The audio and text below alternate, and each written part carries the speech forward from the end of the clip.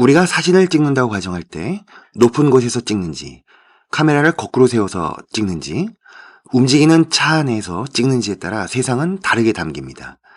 사진에서 장면이 담길 윤곽을 결정하는 작업을 프레이밍이라고 합니다. 처음에 프레이밍과 다른 각도로 수정해서 찍을 때 우리는 리프레이밍 한다고 이야기합니다. 사진 촬영처럼 사람은 일상의 문제를 해결하기 위해 프레이밍, 즉 틀 짜기의 작업을 합니다. 프레이밍과 리프레이밍은 주로 직면한 문제에 대한 질문에서 시작합니다. 문제의 규모와 의미, 해결의 실마리를 찾기 위해 질문은 렌즈의 기능을 합니다. 아인슈타인이 이야기한 것처럼 문제에 대한 명확한 파악은 올바른 질문에서 비롯됩니다. 자녀에 대한 부모의 질문을 보면 대개가 예상 가능한 답이 있는 질문을 하십니다. 학교에서 무슨 일이 있었는지, 원하는 것은 무엇이고 불편한 것은 무엇인지, 왜 그러는지, 이와 같은 질문은 의사소통이 주 목적이고 자녀로부터 필요한 정보를 얻는 것에 만족합니다. 우리는 이런 질문을 닫힌 질문 혹은 막힌 질문이라고 합니다. 부모의 막힌 질문은 자녀들이 세상을 열린 질문으로 살피는데 방해가 됩니다. 이번 시간은 바로 열린 질문의 능력이라고 할 수 있는 리프레이밍의 훈련에 대해 살펴보기로 합니다. 창의력을 길러주는 필수 에너지가 바로 리프레이밍입니다. 우리는 고정관념이라는 렌즈를 가지고 세상을 바라봅니다. 고정관념의 렌즈를 준거 기준이라고 하고 촬영하는 사람의 관점을 프레이밍이라고 합니다. 프레이밍은 우리의 사고방식이고 세상을 바라보는 각도입니다. 창의력은 이 준거 기준을 삐딱하게 바라보는 능력에서 시작합니다. 다들 통념적으로 왜 그렇게만 생각할까? 라는 문제의식을 가지고 다른 시각으로 살펴보면 안 될까?를 고민하는 것이 리프레이밍입니다. 누군가 우리에게 다리를 지어달라고 하면 우리는 전통적인 다리의 모양을 떠올립니다. 그러나 왜 다리를 지어달라는 것인지 질문을 던지면 대부분이 강을 건너기 위해서라고 이야기할 겁니다. 강을 건너기 위한 수단은 짚라인도 있고 뗏목도 있고 열기구도, 터널도 있습니다. 아이들은 로켓 분사 비행도구나 아이언슛 같은 더 참신한 생각을 해내곤 합니다. 아이들에게 질문을 던지고 목적을 되짚어서 다른 관점에서 생각할 기회가 주어져야 합니다. 이러한 기회가 다른 관점에서 보기 훈련입니다. 예를 들어 잠자는 숲속의 공주에 등장하는 마녀 말레피센트를 주인공으로 하는 영화 백설공주에서 줄리아 로버츠가 연기하는 계모 왕비 관점에서의 영화가 나온 바 있습니다. 흥부전 아닌 놀부전, 춘향전 아닌 방자전, 배트맨 아닌 조커가 주인공인 영화도 있습니다. 자녀에게 소설이나 영화의 주인공이 아닌 조연이나 악당의 관점에서 그들의 생각이나 행동을 분석하도록 하고 그들 중심의 이야기로 바꾸었을 때를 가정해 보도록 하는 게임은 아이들의 관점을 변화시키는 기초 훈련이 됩니다.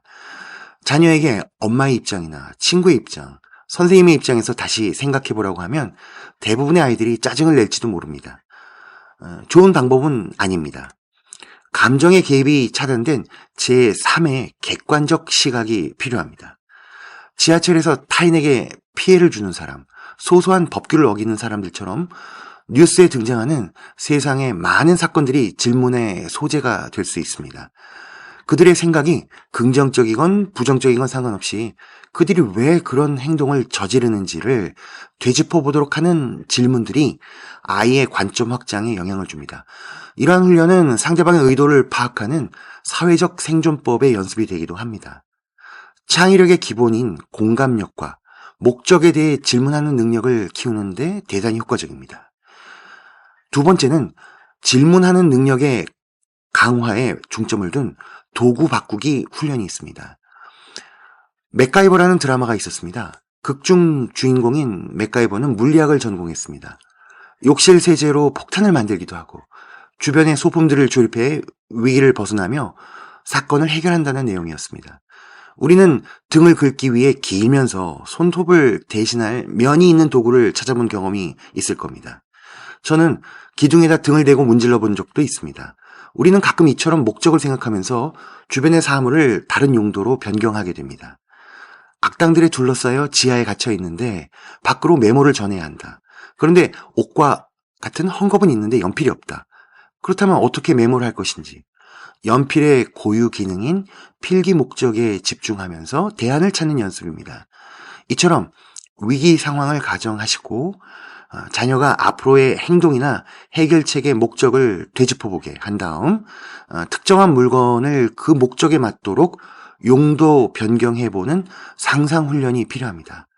뜨거운 냄비를 옮겨야 하는데 어떻게 하지? 망치가 없는데 어떻게 못을 박지? 스테플러 심을 종이에서 쉽게 뽑는 방법은 없을까? 모자가 없는데 어떻게 머리를 가리지? 주로 이러한 질문에는 첫째, 고유의 도구가 존재해야 하고 둘째, 그 도구의 목적을 되짚어보는 질문이 있어야 합니다. 마지막으로 목적에 맞추어 다른 도구를 생각해내라는 엉뚱함을 요구해야 합니다.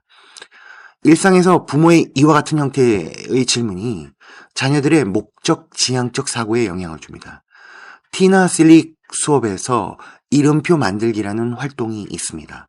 수업 초기에 자신의 이름을 표시하는 이름표를 각자 알아서 만들라고 하면 처음엔 종이로 된 기존의 이름표를 만든 학생들이 줄을 이룹니다. 그러나 차츰 수업이 진행되고 창의력에 대한 이해가 높아지면서 자기 이름뿐 아니라 취미나 고향 등이 표시된 티셔츠 등으로 이름표가 변모하게 됩니다.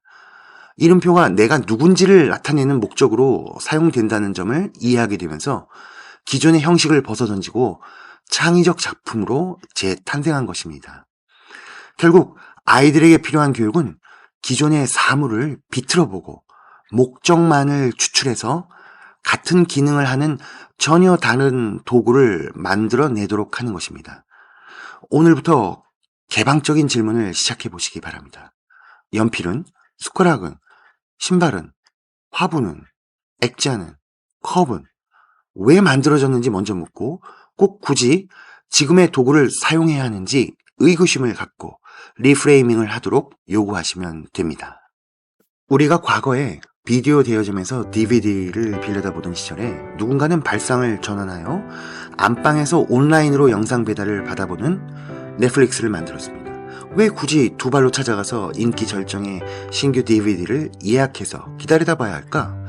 창의력은 이처럼 일상의 조그마한 의구심과 여기서 비롯된 구체적인 질문에서 싹을 틔웁니다. 아마존도 그렇게 출발했고 더 멀게는 코페르니쿠스도, 가깝게는 빌 게이츠도 그러했습니다. 티나 실릭은 아이들에 대한 질문이 어떻게 변해야 하는지 예를 제시합니다. 5에 5를 더하면 얼마일까요? 라는 질문보다 어떤 두 수를 합하면 10이 나올까요? 라는 질문이 음수와 분수를 포함해 무한의 답을 가능하게 한다고 말합니다. 부모가 창의적이지 못하다고 자녀의 창의성이 줄어드는 것은 아닙니다. 문제는 단지 부모의 태도에 달려 있습니다.